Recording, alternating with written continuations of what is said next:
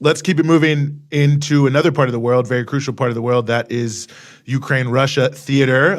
As anyone watching the news in the United States knows, increase in fighting there, the so-called counteroffensive in Ukraine on the front pages of everything here, but pretty limited coverage in terms of some of the things you hear about. So to give us a more well-rounded view, we are very, very honored to be joined here yet again by Johnny Miller, who is a British journalist and a Press TV correspondent currently in Donetsk.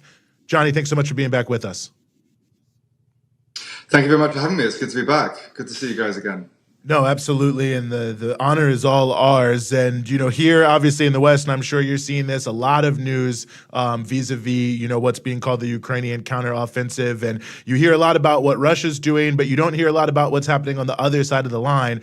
You're there in Donetsk. With this, I guess, offensive or whatever we want to call it, are you seeing an increase in terms of, what people living there are subjected to vis-a-vis the elements of war that sadly stalk many civilians? Well, let me just tell you what it's like in Donetsk. So a few months ago, I was here. I think I maybe spoke to you a few months ago or sometime around then. A missile landed 20 meters from where I'm speaking to you right now, just outside my apartment. I was up at my local cafe up the road. 2 missiles landed either side of the cafe. The windows smashed, showering the people inside with the glass. Missile landed outside my local supermarket, just about 300 meters away from where I am now. I was nervous as hell just leaving the apartment. But now, I'm back a few months later, it's summer now, it's actually quite peaceful in the center of Donetsk. It's a big city, but to give you an idea of what it's like, you can be sitting in a cafe or a restaurant. It's an affluent city, very nice cafe, very nice restaurant, very nice food. And then half an hour drive, suddenly the people disappear, the cars disappear, and you're in a post-apocalyptic wasteland. I remember reporting in Syria as well, in Damascus, and it was the same thing. Nice cafe, nice restaurant, half an hour away, and suddenly you're in the front line of a war zone.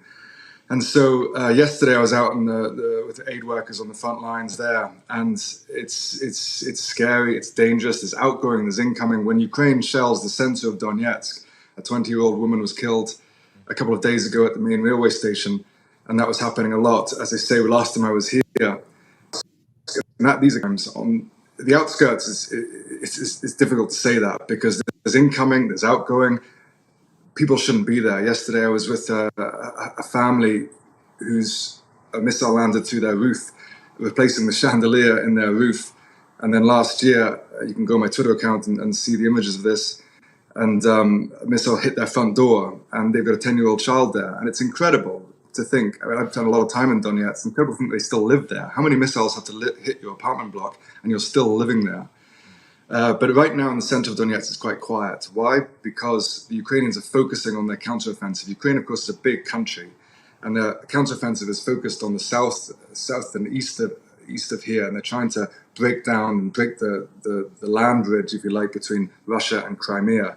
By all accounts and by Western media, so far the counteroffensive has been a catastrophic failure, but there is a feeling that Ukraine still has a lot of forces in reserve, and there's a feeling even on the Russian side that they will have some successes. We'll have to wait and see, but people are nervous here about whether they will or not. It's really important that you're there to see all of this, because in the West, there's this narrative that the situation in Donbas is, of course, not really important, or if it receives any attention at all, it's in this framing of, oh, this is just Kremlin propaganda. So I think it's really important to hear what people there are dealing with. And it's also a huge territory where lots of people live and have been subjected for years to an intense campaign of bombardment that killed over 15,000 people before this war even started, if I'm not mistaken. But I'm just curious, what are the conversations on the ground as this war, it's into its second year now? And you have increasing talk of, now there's pressure on the Biden administration to give NATO status to Ukraine, which would be incredibly dangerous, for the entire region, obviously, and for Europe as a whole.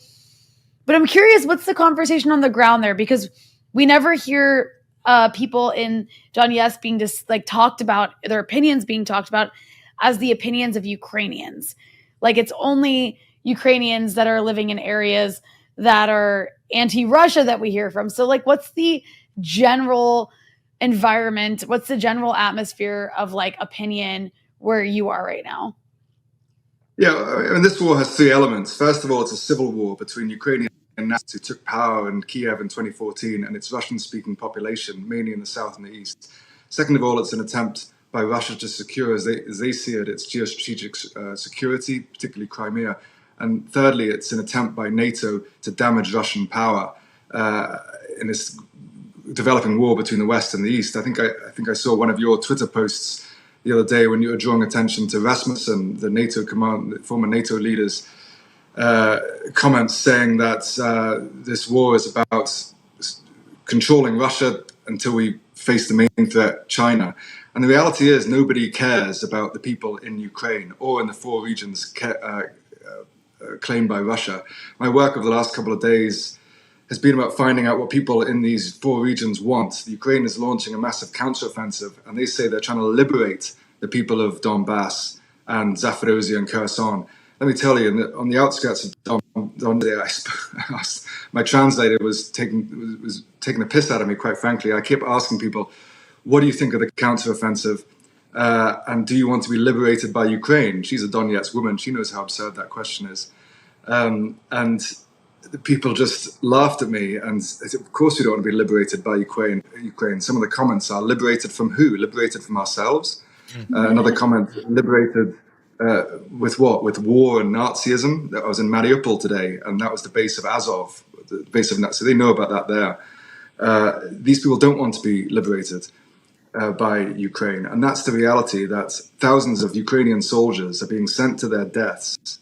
I'm sure you've seen some of the images of Ukrainians being killed in the killing, trying to take back areas in which the people living here don't want to be liberated by them. And that's the absurdity, the madness. War is madness. It is a collective psychotic madness. And the madness right now that's going on in this Ukrainian counteroffensive is that NATO is launching thousands of Ukrainian soldiers to their deaths to try and take back areas in which the people living here don't want them to come back. And it is more complex than that. In Donetsk and Mariupol, hugely pro-Russian. In other areas of these regions, there are a lot of pro-Ukrainians as well. But the vast majority want peace. They don't mind if it's Russian, Ukrainian, they just want peace. And in the media in the West at the moment, it seems that the people living in these areas in Ukraine, they simply don't matter. They're irrelevant.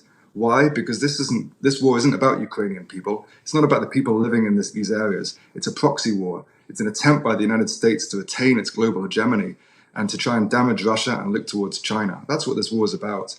And so that's why the last few days I've been asking people on the ground, what do you want? And my report's coming out in the next few days, but it's mind-blowing being here on the ground, and it's so great that you speak to journalists who are on the ground. But it's mind-blowing here when Ukrainian soldiers are dying, being sent to their deaths, and the people here, they don't want it. They just want peace. You know, and I'm looking forward to being able to share that report, and I appreciate you being willing to be there. And I guess that's another question I have for you. We talked about this before. I mean, you know, you don't hear anything obviously in the Western media, so I know that obviously they're not printing it. But I mean, are there reporters there from, you know, different outlets and they're just not covering it, or is it really just that they have just decided to not even go to these parts of, well, what some would say is Russia, some would say is Ukraine? Well, it's complicated. In war, you're on one side or the other, particularly in civil war. So journalists, when you're on one side or the other, it's also a human element that if you're on one side, if I was in Kiev right now, the stories that I'd be reporting on are on Russian strikes. And in the west of Kiev, or in Kiev, and people don't like Russia now. Here, people are supporting Russia and don't like Kiev. So when you're a journalist, you know, I'm just one person. I've been focusing the last year on my work in Donbas. So the stories that I report on of Ukraine shelling civilians here, and the vast majority of the people here supporting Russia. If I was a journalist in Kiev, then I'd be reporting on Russian strikes. So that's why it's important to listen to journalists on both sides and the perspectives of people on both sides. They have very different perspectives. And that's what's being left out. I'm sure Russian media, I don't watch Russian media too much, I'm sure Russian media is neglecting some of the civilian deaths from Russian strikes. But the Western media it's whitewashing the perspective of people here. And it's also difficult journalists can get in, Western journalists can get into this site. They don't want to, because if they were here, they'd have to report the same things that I'm reporting. When your missile lands outside your apartment and your windows smash over you, and you see the bodies and you see the children of people killed in strikes, you have to. Most Western journalists, they're honest people. You would have to report on that. So you just don't send the journalists.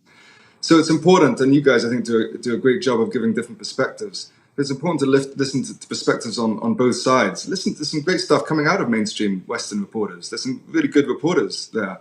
And it's important to listen to Russian media, to Iranian, Chinese media, and to listen to more alternative outlets like yourself. It's important to listen to all different sides to get the real perspective.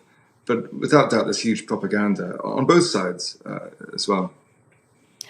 Johnny, I'm curious, you have been visiting for a lengthy period of time. You've been going in and out, reporting from on the ground. What has changed over the last, because you weren't, even before the war, you spent time at Donetsk, right? I'm not mistaken when I say that? In 2014, I was here, yeah. In 2014, I was Okay, here. so it's been quite a number of years, almost 10 years. You could actually, almost a decade. It's 2023 now. So what has shifted on the ground since you've been going 9 years ago to now? Well, in 2014, Ukraine is a very diverse country. There's pro-Russians, there's pro-Ukrainians. In 2014, there was a lot more pro-Ukrainians here than there is now. It was still a clear Russian majority. But over the last 8 years, pro-Ukrainians have left. Why? Because they don't want to live under a separatist pro-Russian rule, and they don't want to be killed by their own government, Ukraine, with the shelling here that happens all the time. So they've left. So now it's it's extreme Russian majority. So that's changed over the last 8 years. But also, as I say, there are a lot more pro-Ukrainians in the Russian territory they control than the Russians would want you to believe. That's clear as well.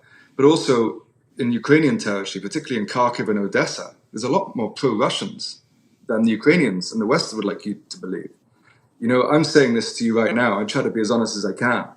But the pro-Russians in Odessa and Kharkiv, even in Kiev, I was in Kiev in April when the Russians surrounded it. I was taken around a bomb shelter. I was pointed out, these people are pro-Russian, these people are pro-Ukrainian. Ukraine is it's a very diverse society, pro-Ukrainians, pro-Russians. And the borderline now that's being drawn is essentially where most pro-Russians live and most pro-Ukrainians live. And that's why I think there should be a peace between these lines. But that's not being discussed. But even now, you asked me what's changed. I went to Mariupol today. I'm sure you know Mariupol was one of the major scenes of destruction. The Russians took it out last year. It's incredible being there today, and I'm going to making a report for Press TV and put out a long Twitter post in the next few days. Mariupol was largely destroyed. I mean, about 40% of destroyed, post-apocalyptic wastelands, some of the suburbs. I went there today. There's new parks being built, fountains, children playing in the parks. I spoke to a man singing a peace song on the guitar, and it's just absurd that Ukraine is trying to take back this city, which clearly doesn't want to be part of Ukraine anymore. And the rebuilding from the Russians is incredible. Someone said to me, Russians aren't very good at propaganda, but they're good at building social infrastructure. And the impressive building they've done is hugely impressive. And being there and seeing children playing in the fountains, I've seen dead children in this war, for example. I've seen the bodies of dead children. And being in Mariupol today, it was like a surreal promise of a peaceful future that can be if there is peace in this conflict. And that's one thing that's changed as well. In Mariupol, they just want peace. People here in Ukraine, on the Ukrainian side as well, and that's being suppressed. How many Ukrainians now would take peace right now? And that's being suppressed by this warmongering media that just carries on. We need to send more weapons. Listen to the people on the ground. Listen to the people on the ground. And even on the Ukrainian side, they want peace. And that's being ignored because it's a proxy war, and it's not about the people of Ukraine. Mm-hmm. Well, Johnny Miller, hopefully everyone will be following you to hear some of these voices. British journalist, Press TV correspondent, currently in Donetsk. Thank you so much, as always, for joining us here on the Freedom Side. Thank you, guys. Thank you.